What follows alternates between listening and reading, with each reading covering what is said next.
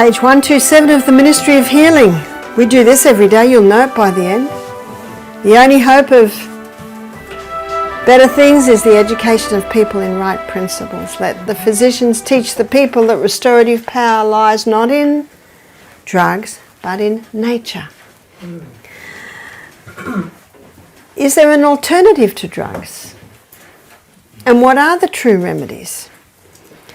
On that same page, she says, every person should have a knowledge of nature's remedial agencies. How many?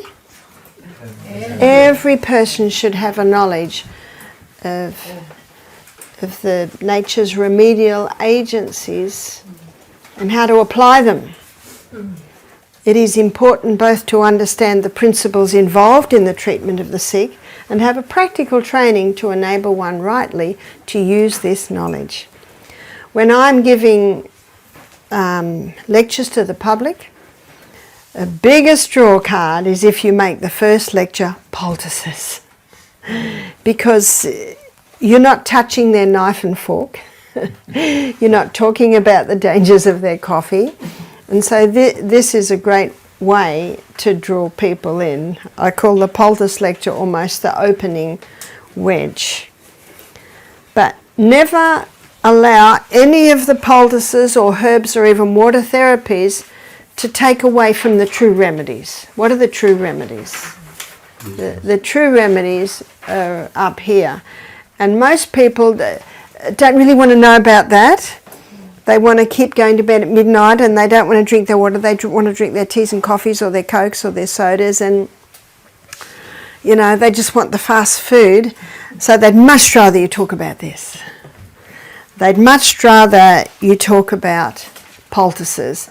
Well, that's a good start. And what I find is, as you present these things, it makes sense. They're so simple, and these poultices can go a long way to reducing the symptoms of disease. So medicine just treats symptoms. Well, as natural therapists, we also do too, because the symptoms are the voice of the body. And so the voice of the body is saying, this hurts. So yeah, we go there and we do what we can to stop that hurting. But whereas the drugs take away the voice, natural remedies, they do take away the voice, but in the process of taking away the voice, they're healing. Whereas the drugs take away the voice, sorry, but they're not healing. In fact, that they go against the healing powers of the body. And as we have discussed, drugs can play a role in a crisis. There's no doubt about that. So what do you do if you want reaction very quickly? Well, the hydrotherapy that we looked at yesterday, we talked about how you can get pain relief quicker than even a drug there. So certainly sometimes that can play a role. Every situation is different. But the beauty of the natural medicine is if it doesn't work, you've lost nothing. Whereas if the drug doesn't work, oh dear, now you've got the side effects. So we're going to begin by looking at the onion. And I think every home has an onion. And I'm going to look at the onion as cooked and the onion as raw. So we're going to start off by looking at the cooked onion. And the cooked onion is the best for an earache. And this is one of the first poultices I ever used when my son James, who is now 43, at the age of 18 months had a bad earache, and I went to the lady next door because my first daughter had an earache at about the same age, and after six weeks and 4 courses of antibiotics, I don't want to do that again. And one of the reasons I went to the doctor is because of fear. I didn't know what to do. And my friends, my mother, they said, don't play with the ears, they'll go deaf. I don't want my daughter to go deaf. I was incredibly frustrated over this long period of time. And what's the definition of insanity? To do what you've always done and expect different results. So I'm not going to do that again. So I didn't tell anyone, because then you don't get the pressure. But I had to do something. So I went to the old lady next door. I'm 25, she's 85. What did your mother do when you had an earache as a little child? And she said, Mum would steam up an onion on the stove. So I went home, I quickly steamed up an onion on the stove. And I cut it in half. And you cut in half across. So when you cut it in half, you're looking at the rings. So when I was in Scotland 3 weeks ago, well, it'll be about 2 weeks ago now, and I told you I had the fevers and the sore throats, and after 2 days the sore throat was almost gone and the fevers had subsided, and then I travelled. And it's not a good idea, and that's one of my terrible habits, of going into things too hard, too fast, too quick. I really have to give it time. I should have taken it easy until I was fully healed, but all the travelling, I got to Oban, and Oban is on the coast, and I had planned to go to the little island of Iona. Have you heard of the island of Iona? You heard of Columba? In about the 5th century, he and his students on the Isle of Iona, they were writing out by hand the New Testament. So I was keen to go there. And I also read a book a few years ago called Scottish Heroes. And I'd also read about Columba on the island of Iona. So I had booked this trip. By the time I got to the venue where I was going, the little house, I was staying in the attic of a house, a guest cottage. My throat was starting to get sorer and sorer, and it escalated very fast. And I was doing the K-in, I was doing everything I could, but it was so sore that I went to a restaurant to get some hot soup, because it was getting to the point where I couldn't even drink water. It was too painful. And they always give you a glass of water, but it had ice in it. Oh, I sucked on the ice. That was very, very nice. Never underestimate the value of ice. I'd suck on it and let it run down my throat. That was very nice.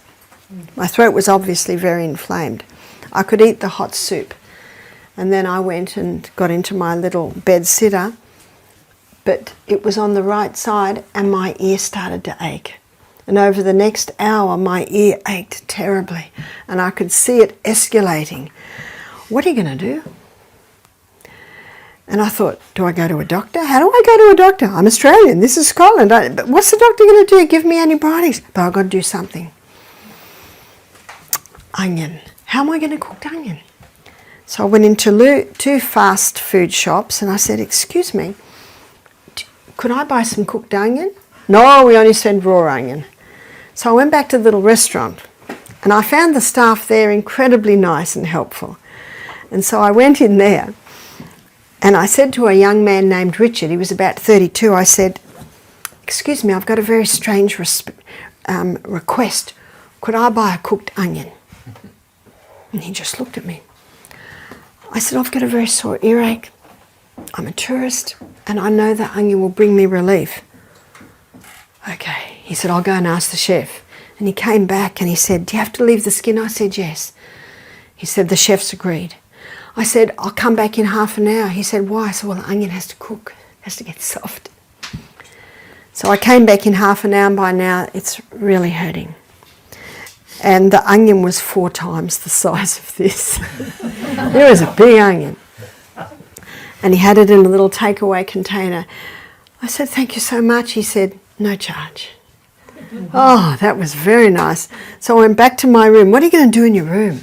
I haven't got anything to make a poultice, but I had a little face cloth and I cut it in half.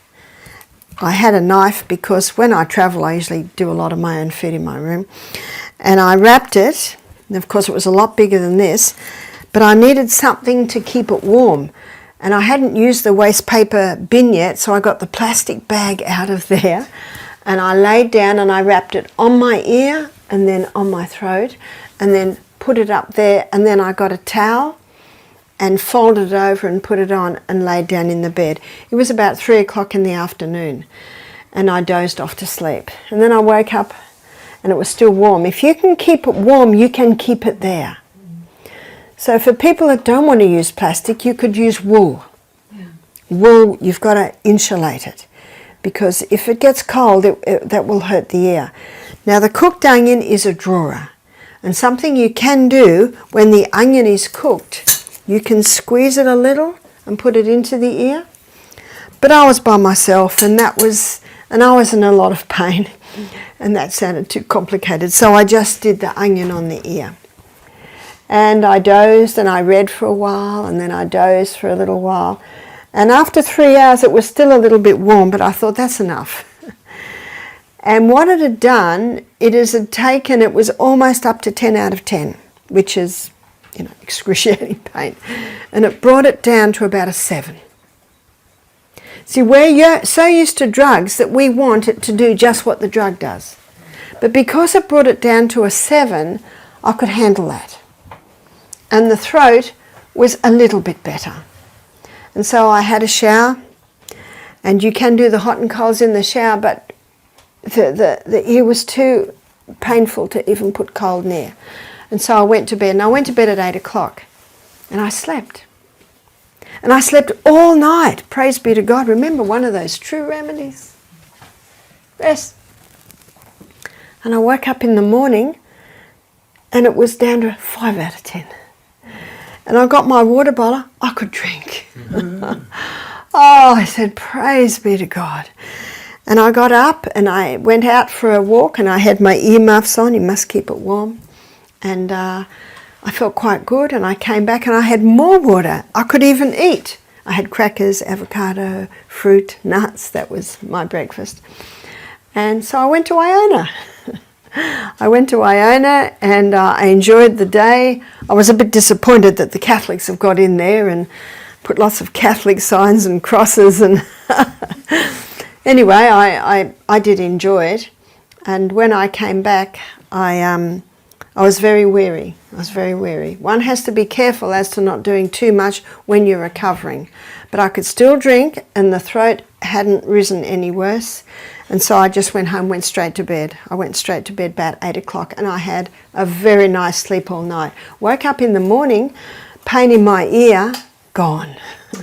It was totally gone. So you see what it did? It went from 10 out of 10 down to 7 out of 10, down to 5, down to 4. And then after that good sleep, no more pain in my ear, and my throat was much better. So instead of 10 out of 10, excruciating pain for swallowing, it had come right down to maybe 4 out of 10. I could drink water, and then I had to pack up, but I went on my morning walk first. Remember the true remedies? We're down by the sea, breathing in very, very deeply, could drink my water easily now. And then for lunch, I went back to that little restaurant, and would you believe that I had carrot and coriander soup, and then I had a sweet potato and caramelized red onion quiche, broccolini, and praise be to God when he gives you good food. And it's the first solid food that I had had for many days, really solid. And I couldn't see Richard, I so wanted to tell him. And I was just about to leave, and I saw Richard, and I went up with a big smile on my face. He said, "Did you get to Iona?" I said, "Because of the onion." I said, "Because of the onion." I said, "Thank you so much." I said, "I just want to thank you for your kindness." Do you know, he just beamed. He just beamed. Because doing good for others, it's just a beautiful thing. Now, the chef and the waiter both now bad onion poultices. So it's a powerful thing to do. So here was I in a situation, what do? I'm not even at my Scottish mum's house. I'm in a little bed and breakfast type thing. Well, what are you going to do? Do you know God has a solution? God has a solution through every single situation. And whoa, have not I found that as I travel. Because hiccups happen all the way along. Don't remember Psalm 34 says, many are the afflictions of the righteous, I think it's verse 19, but the Lord will deliver him out of them all. So hiccups will happen as sure as the sun rises. And don't be surprised when they happen, because there's an enemy out there who, like a roaring lion, wants to devour us. And so, the onion. And do you know where I got this idea? A friend of mine, he always uses onion on his children. And he said they were travelling once, and he said his little boy, it was getting to evening and they still had a couple of hours before they got to their destination. The little boy yelled out, "Dad, I need an onion!" The children knew what was going to help. So I said, "What'd you do?" He said, "Oh, I just went into a restaurant." And that's where I got the idea, is I just went into a restaurant. So you can keep it on there, and what you of course do is you wrap it. And remember, those open bits are out. Keep the skin on, because that will hold it in place. Do you cut it before or after you boil it? After I boil it. And then I wrap it. Now when I first wrap it, it was still boiling, so I just held it off a little bit. And I was certainly getting the heat and the fumes, because the onion is a drawer. And whenever there's inflammation in there and the muscles cramp against it, it reduces it. Doesn't heat increase inflammation? It can, but because of the properties in the onion, that reduced it. And then eventually I could place it on the ear. So I wanted to also tell you those stories to show you that when you put an onion on your earache's not going to go. But if it can just be brought down to where it's manageable. And if my earache had risen up again, I just go and get another onion poultice. Can you see how what you're looking for, and we've talked about this a few times, is response. So it brought my 10 out of 10 pain, that's not right. It brought my 10 out of 10 pain down to 7 out of 10, and I could sleep. I could sleep with that. For the next poultice, you would use a different onion. Absolutely, because this is drawing. This is drawing. You can also use the cooked onion poultice for a boil. And a man rang me up. He said, "I've got boils on the inside of my nose." Woo! He said, "I get them from time to time. They are so incredibly painful." And I said to him, "Well, we advise a cooked onion." But I said, "I don't know how you can do it on the inside of your nose." I left it with him. He got back to me later. He said, "I woke up the next morning and the whole side of my face was swollen." He said, "I was in so much pain." So he said, "I just cooked the onion, cut it in half, wrapped it, and put it on the just like this, bigger than this." He said, "It brought so much relief." And he said what it did was it brought so much relief and it felt so good, I just kept it on there for 3 or 4 hours. And he said when I took it off, there was this moisture happening and it all came away. See, what the onion does with a boil, it draws everything in to the central spot of a boil, and the onion opens it. It draws it to the point, and because it's hot and moist, it'll make an opening and all comes out. He said to me, "I can't believe it." He said, "Usually I'm in pain for days." He said, "I had it on for 3 hours, it all came away," and of course once it comes away there's no pain, because it's the pressure that caused the pain. So there are 2 places to use the cooked onion. Now we're going to use the raw onion. And I'm going to demonstrate a little bit, and I'm also going to just describe a little bit. So for a sore throat, and I know one night when my throat was really hurting, when I was in Scotland, because I was probably about 3 days with the fevers and the very sore throat, I woke up in the middle of the night and it was really hurting me. So what I did was I got a cloth, I went down to the kitchen, I found an onion, and I just broke up the onion like that. Ideally you have it very, very thin. And then I folded it over like that. So now I've got that, and I put it against my... Now what I did in the middle of the night, you know, I didn't know where a cloth is, so I just used kitchen paper. And you certainly can use kitchen paper, but in some of the poultices I'm going to show you, they're too wet and the kitchen paper can break and tear, and you don't want mess everywhere. So I put it on here, I put some cling wrap around that, and then I put a scarf on, and I went back to sleep. And I slept very nicely.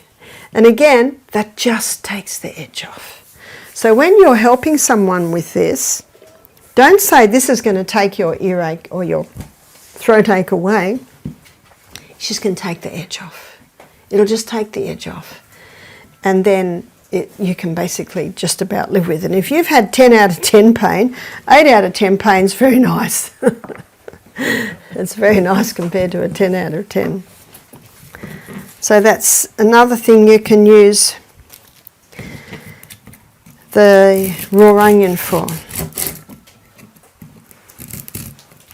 I have a question. Yeah? Can it be that it burns you? I've never known it to burn. Because it's not onion, but I did it with lemon, and I felt that it's itchy, and I didn't take it off, and I really burnt myself. Yeah, and I know that you can burn with garlic, and we'll talk about that in a minute. But not with onion. No, I have not found so. Have not found so. So in this one, you can put the sliced onion on a tray, like this, and you can put it in a room that you've just painted. Has a strong paint smell. I got a new fridge about 2 years ago, and I didn't like, every time I opened the fridge, it was just this plasticky smell.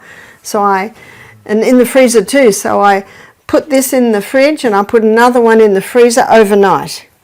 And when I opened it in the morning, it did smell a little oniony, but once I'd taken the onion out, it didn't smell onion, and the bad smell had gone. You can do it with new cars too. Also, if you have a baby who's got a bit sniffly, you can lay this beside their bed so they're breathing the onion fumes in. Is it better to have slices than to have halves? If you have slices, you've got a larger surface area, so you've got more onion fumes coming off.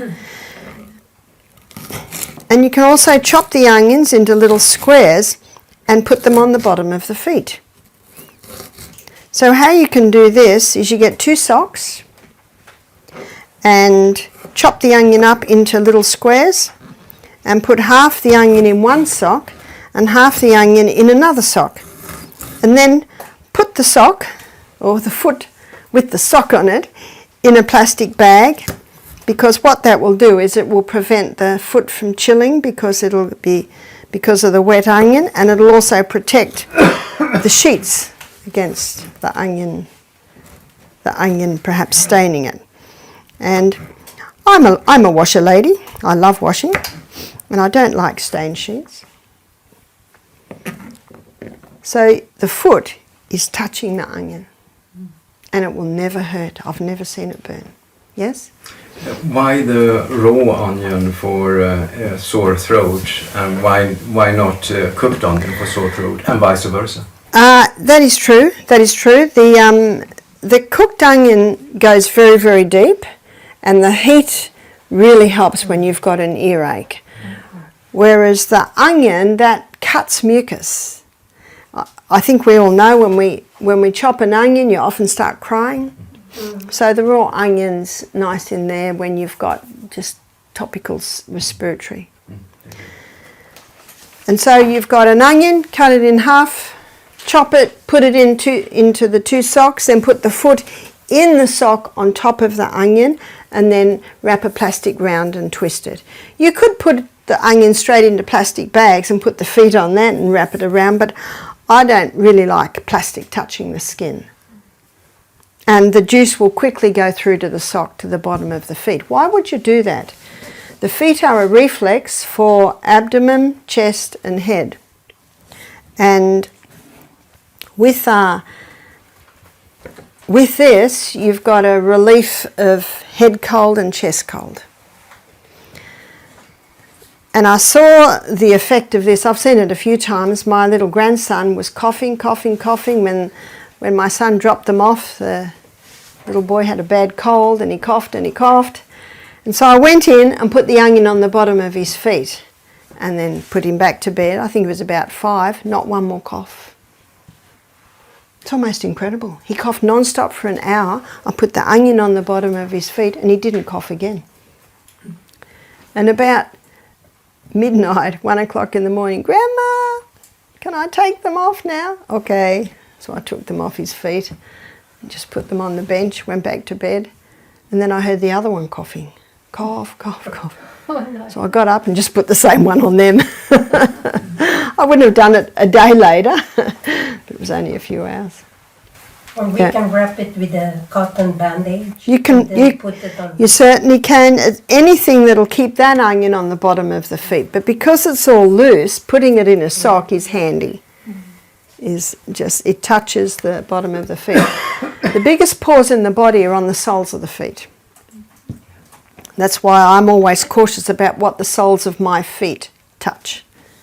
So I always buy shoes that have natural fibre and have natural fibre in your socks. And now I'm going to show you how to make a onion syrup. So to make an onion syrup, we put 1 layer of onion, chopped onion, and then we put a spoonful of honey. And this looks like nice raw honey. Oh, this is leatherwood. Yeah. Leatherwoods and Tasmanian honey. And then we put another layer of onion in there, and then another teaspoon of honey.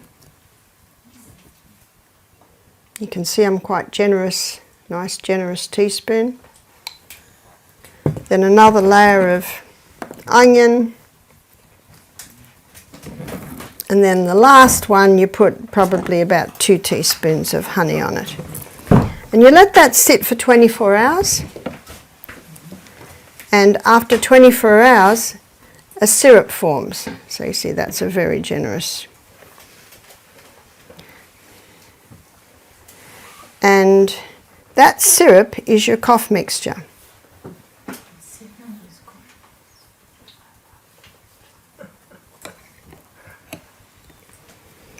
By the end of our demonstration today, the syrup will start forming.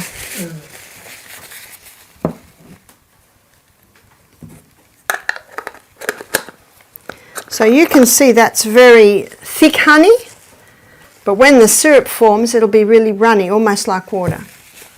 So you let it sit in there 24 hours, and after 24 hours you strain the onion out, and then you've got your cough syrup. Someone said to me one day, how long does it last? I said, not long in my house. When you don't give your children lollies and sugars and things, they think that's fantastic, that onion syrup. So what's the dosage? The dosage is probably for an adult, 1 teaspoon 3 times a day. For a child, you might do half a teaspoon 3 times a day. For a 2-year-old, 1/4 teaspoon. Just a little. I'd say to my little ones, if you sit still and let Mum do hot and colds or wrap this poultice on you, when I've finished you can have a teaspoon of onion syrup. Oh yes, they would gladly do that. When you do this with your children from a very young age, they are very cooperative.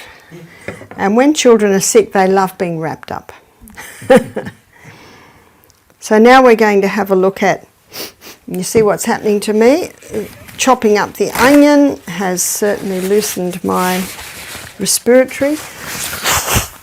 Excuse me. So now I asked for garlic and was given this. I guess it is garlic, but it's a great big clove. And garlic is your natural antibiotic. Garlic is antibiotic, antimicrobial, antifungal. It's a very powerful herb. It's very high in sulfur. So if someone has an inflamed stomach or gut, this is not good because it can almost burn them. So if you say to someone, eat this garlic, it's good for you, and they have trouble, now you know why. No trouble. Yeah. So I'm going to give you the recipe for the flu bomb. And the flu bomb is taken if someone has the flu, someone has sinus, a cold, any respiratory problems. So the flu bomb contains garlic. Now myself, I might have that whole clove, but someone mightn't like to have that much. They might have a small clove of garlic, as much as you can bear. So I'm just saying garlic. Finely grated ginger, and that's usually about a quarter of a teaspoon. So this grater here, see this really fine one, that will grate it up nicely. And 1 drop of eucalyptus oil. If you don't have eucalyptus oil, you can use tea tree oil.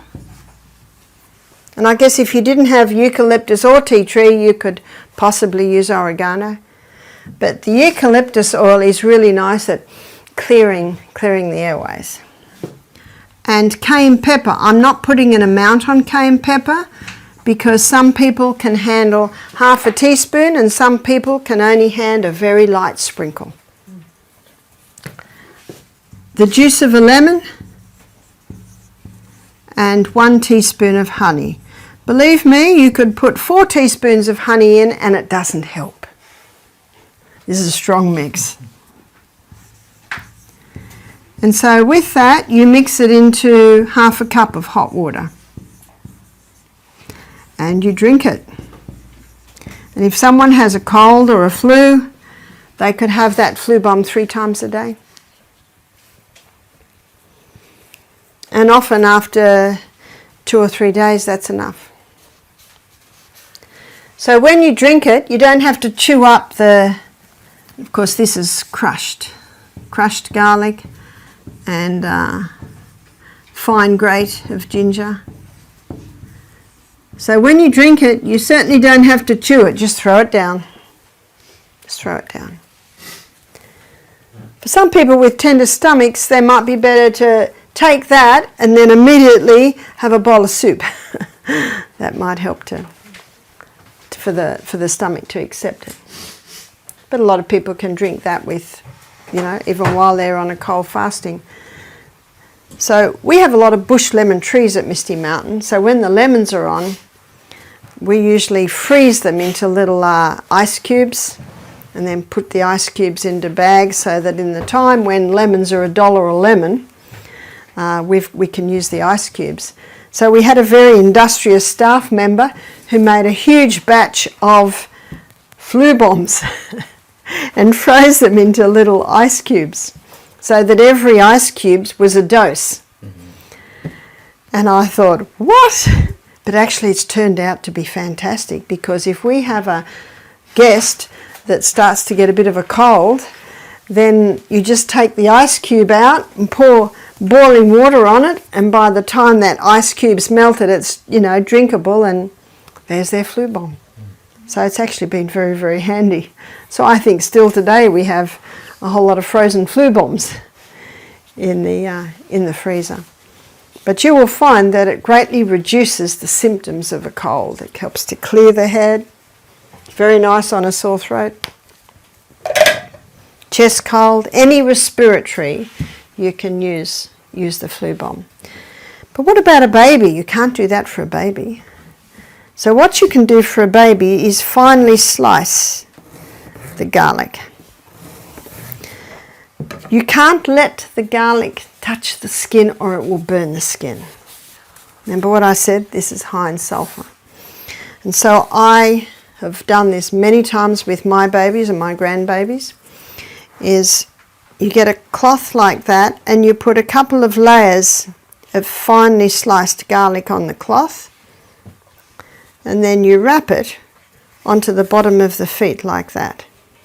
So that will never burn as long as there's a cloth between the garlic and the skin.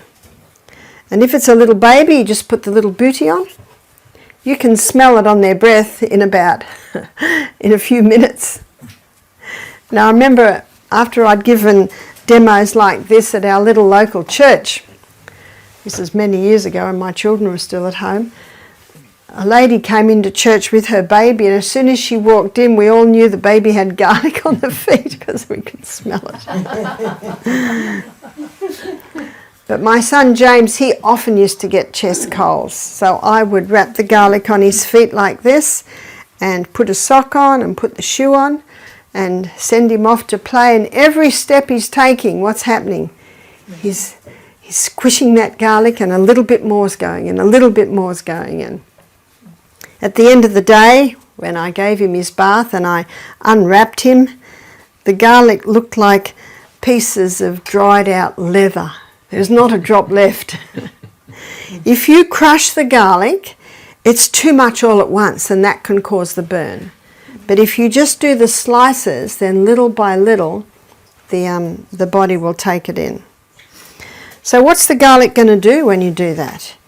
Remember Psalm 104 verse 14, that God gave herbs for the service of man? When that garlic goes into the blood, your body will take it where it needs to go. And it's very good on respiratory. And so often it'll help to clear the chest. It'll help to clear the airways. Now, an old lady named Daisy. Now, Daisy was about 80 when I met her, and she introduced me to a lot of natural remedies, and I was only about 25 at the time. And she told me that what she used to do to her babies if they had a cold, she'd get a drop of eucalyptus oil on her finger and she'd touch it on their fontanelle, you know, the soft spot at the top of the head.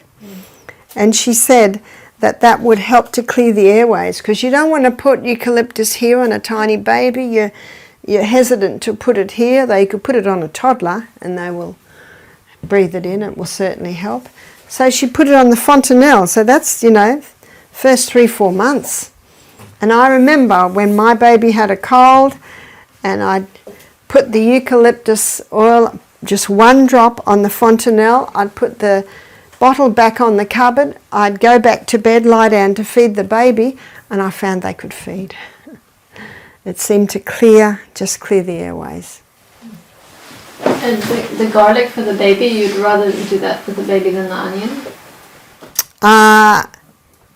You could do either. You could do one night and the other night. And you can see what it does. But the garlic's definitely a lot stronger. And what I found with the onion, it just seems to stop the night cough. You almost have to do it to believe it. It seems too good to be true, but I've seen it happen so many times. I've seen it happen with my grandbabies, seen it happen with...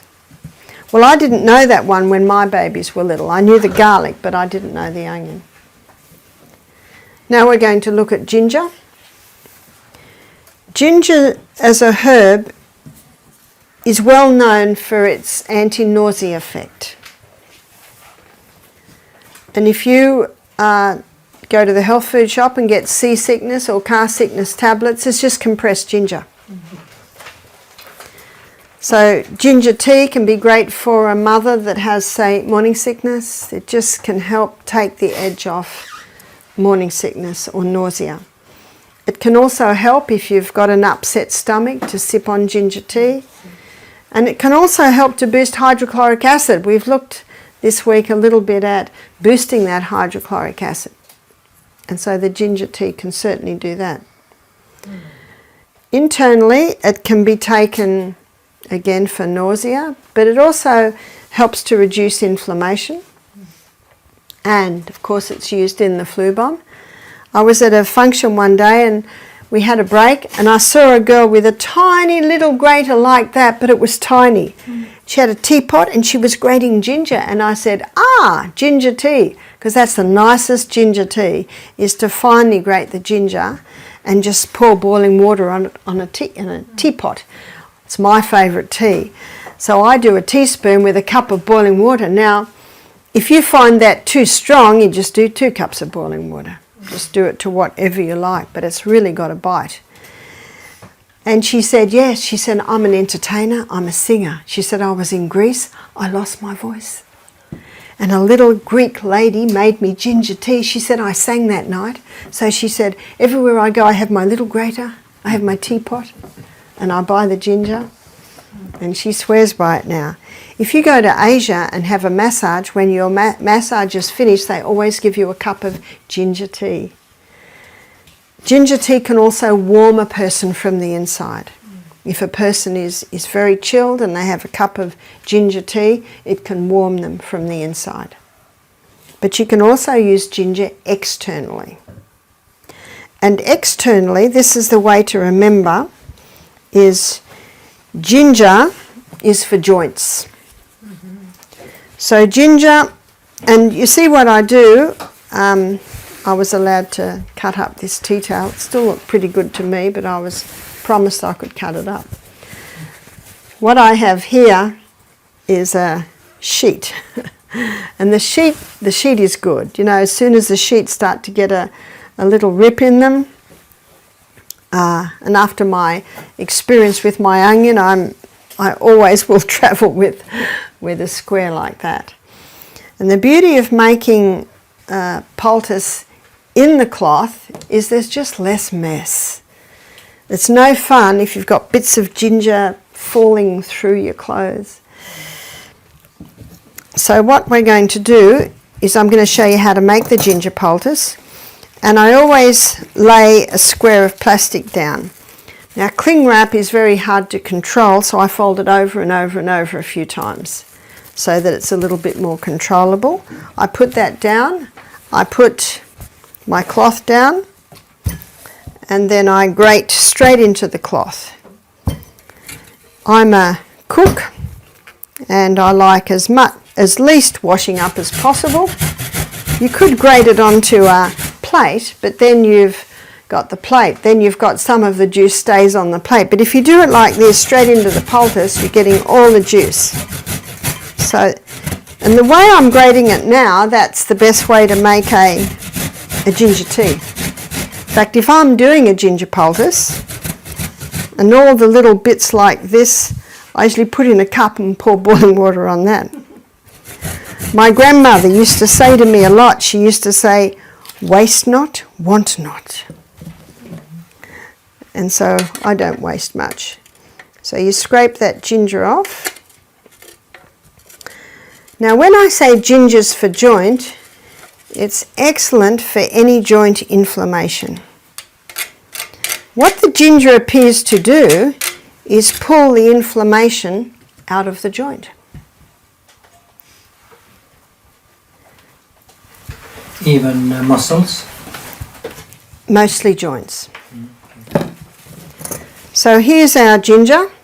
And that's about how much you'd use. That might be 2 teaspoons. And then you fold it over. I say we're folding over north, south and east, west. So top and bottom, and then over to the other sides, like that. And when you've made that, you turn it over. Now can you see the moisture coming out there? It's quite wet. And that's what I like to do. You have, it's probably 1.5 centimetres plastic all the way around. And what that does is that the plastic insulates it, and it also prevents spoilage of your clothes. And you would lay it onto the area like that and check that the plastic's covering it, and then tape it on or bandage it on. Now, when I was young, I had a few injuries, as I think we all do. And I had a few injuries to my lower back. Most of the time my lower back's very happy, but I think with all the travelling that I've been doing, it was very unhappy last week, incredibly unhappy, to the point where, sometimes it was very hard to even move. And I was putting the hot water bottle on my lower back, and that brought a lot of relief, but then it got to the point where it started to inflame it even more. And I woke in the middle of the night and I could not find a position that was not painful. So I got up and went down to the kitchen, found a grater, found some ginger. I had to go to the cook the next day and I said, look, it looks like that because I got to it in the middle of the night.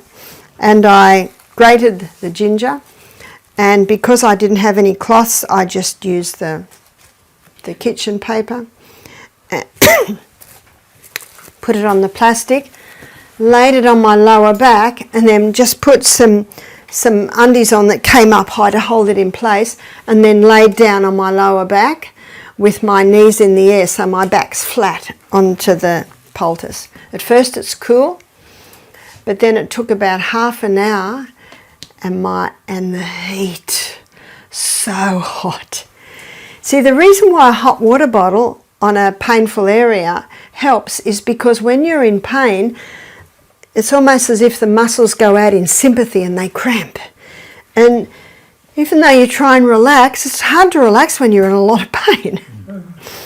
So what the ginger poultice does, it's pulling the inflammation out of the joint. That's causing a lot of heat in the area, and that heat relaxes the muscles. Oh, I got so much relief. I just fell asleep, and I slept for 5 hours without a break. And when I got up in the morning, my lower back was not as sore. Now, as you can see, in my travels, I have certainly been afflicted. Afflicted by many things.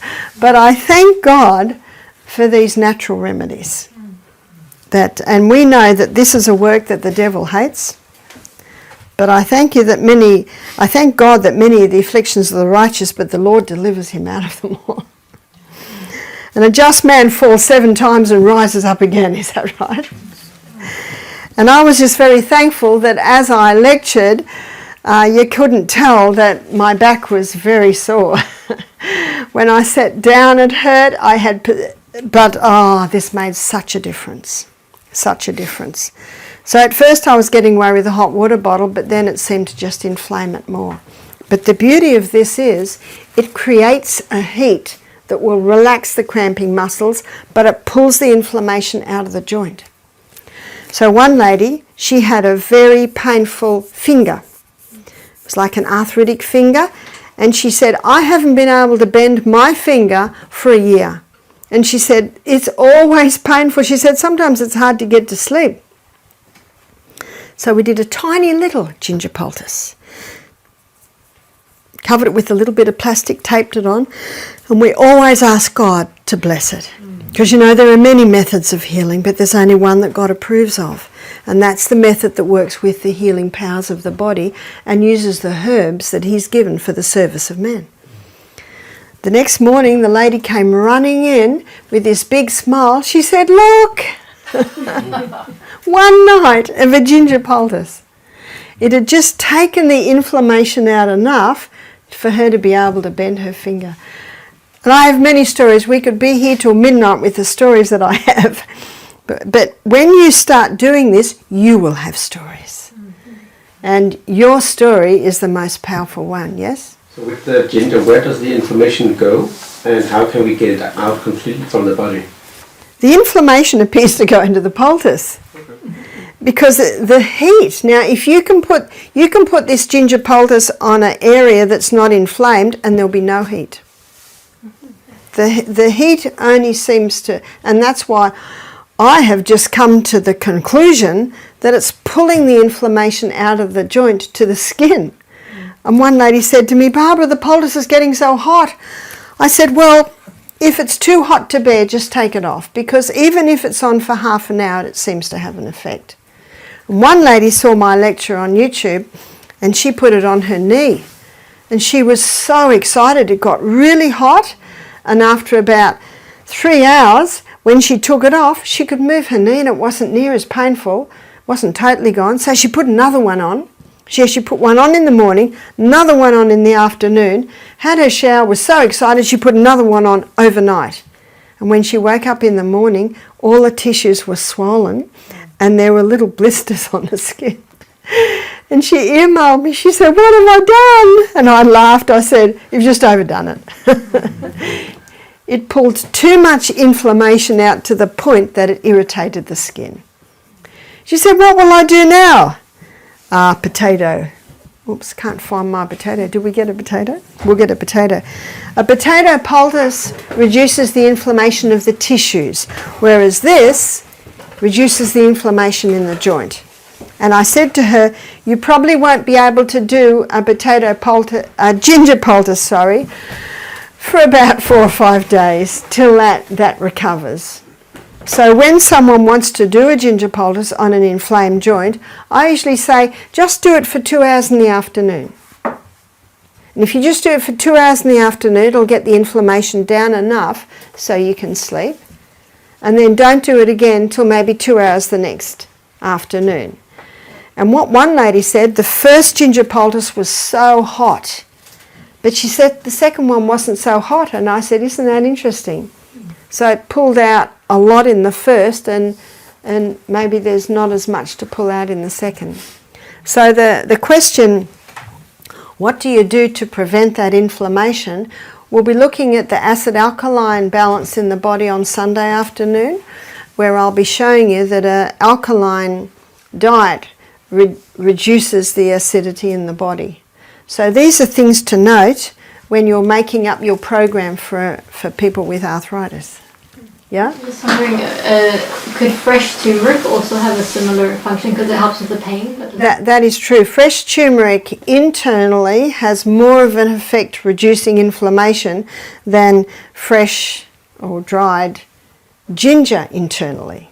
So that is interesting. We have found that taking turmeric internally greatly reduces the inflammation much more than taking the ginger internally. But on the other hand, applying the poultice, we find the ginger more effective.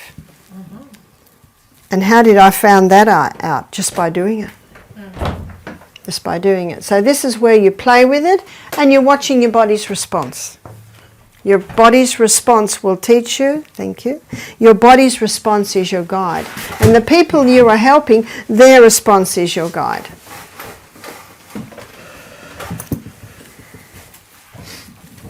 Now what you can do is you can make up this ginger poultice a few hours ahead of time. You can fold it over and you can keep that in the fridge till the person needs it. I wouldn't make it the day before because it is a fresh vegetable which will start to deteriorate. It applies the fresh ginger, not the powder. No, the ginger is the most potent. But if I have the fresh ginger in the freezer, yeah, can I use it? You certainly can. You certainly can. We often freeze our ginger, and on an inflamed joint, the frozen poultice feels very nice initially, but of course eventually the heat from it also feels nice. And this is where with someone with arthritic joints, you could do the hot and colds on them, like we looked at yesterday, hot and cold hand baths. And then after you've done that, then apply the ginger poultice. We usually apply the ginger poultice maybe 6 o'clock at night, so that by 8 o'clock we can say to our guests, does that feel good? And often they go, oh yes. So you're happy to sleep with that all night? Yes. But if we say, how does it feel? Oh, it's just too hot. You say, oh, we'll take it off because we don't want to interfere with sleep. Whereas if you put it on just before they go to bed, they could wake up a couple of hours later, it's too hot, I can't sleep. So we find that a good idea because you don't know what effect it's going to have. And some people can handle, as we looked at hydrotherapy yesterday, some people can handle more heat than others. But I find with the arthritic joints, they're usually saying, oh no, it feels lovely. We've even done one overnight and saw the lady still got it in the afternoon. I said, you still got your poultice on? She said, oh yes, I love it. I said, you could take it off now. And what we find, because we have a steam sauna at the end of every day, our guests do, is that they might have it on for 3 hours in the morning and take it off. And then they go into the steam bath and the knee gets really, really hot. Well, the skin does from the ginger poultice that they had that morning. Yes? So what is the longest time I should leave the ginger poultice on? Do you know, I don't think, it's really done all its work in the first probably 3 hours. 3 hours. So there is no need to leave it on any longer. But you probably wouldn't want, you know, some people have it on overnight and then take it off in the morning, yes? The cause of arthritic joints, what do we know about that? What is causing it? So the cause of arthritic joints can be a few things, and I'll be covering that in detail when we look at the acid-alkaline lecture. See, my mother had rheumatoid arthritis to the point where she was a cripple in a wheelchair and she died at the age of 51, a cripple in a wheelchair with rheumatoid arthritis. My mother didn't know, and at that stage, I was only 25, I didn't know. I didn't know, but I realise now that Mum didn't drink any water. She would have 3 or 4 cups of tea a day. She was almost addicted to pain-killing medication. And she had meat, and the only bread she had was white bread and sugar biscuits. And wow, when I look at Mum's diet now, I just go, yes, yes, yes, yes, tick, tick, tick, tick. And what tipped the scales was my father. He wanted to change jobs. He'd been a manager in a big construction factory, but a friend of his had a Shell service station. Do you call it service station? Gas, they call it gas station. And so he wanted to change careers and run a service station. And so it meant leaving our childhood home and going to another area, and my mother did not want to go. But she went. And my father said within 6 months of moving into the new house, she started to get pains. And within another few months she was bedridden or wheelchair ridden. So I guess that, you know, dear old Mum. So looking at some of the factors that came together, I think there was also an emotional factor there. And I have strong inherited genes towards rheumatoid arthritis. And I think the few injuries I've sustained to my lower back, I wouldn't be surprised if there's a little arthritis in there. But I manage it. I eat a largely alkaline diet. If it starts to speak too strongly to me, I put the ginger on. So another illustration of how you can manage what's happening in you. Because I'm way past 51 and I'm not a cripple in a wheelchair. So that's a good illustration that genetics may load the gun, but it is lifestyle that pulls the trigger. And my mum didn't know. So many are sick through ignorance. So that's the ginger, and we're going to look at potato, and when we've looked at potato we're going to have a break. So let me show you potato. The potato you make very similar, the way we made the ginger. But potato's quite wet. I find it even wetter than ginger. And there's nothing worse than leaking potato poultices. So I'm very fussy how I make a poultice, because I have had some staff that are a little bit sloppy with it, and then the guests wake up in the morning, there's grated potato all through the bed, you know, and stained on the sheets. Whew. And often, if that happens, that guest doesn't want another poultice, because it was just too messy. And so it's important to be very neat with your poultices. So with the grated potato poultice, it reduces joint, well, the ginger's the joint, it reduces tissue inflammation. So where would we use the potato poultice? Anywhere where there's tissue inflammation. Now you might be familiar with Ellen White's comments on James chapter 5,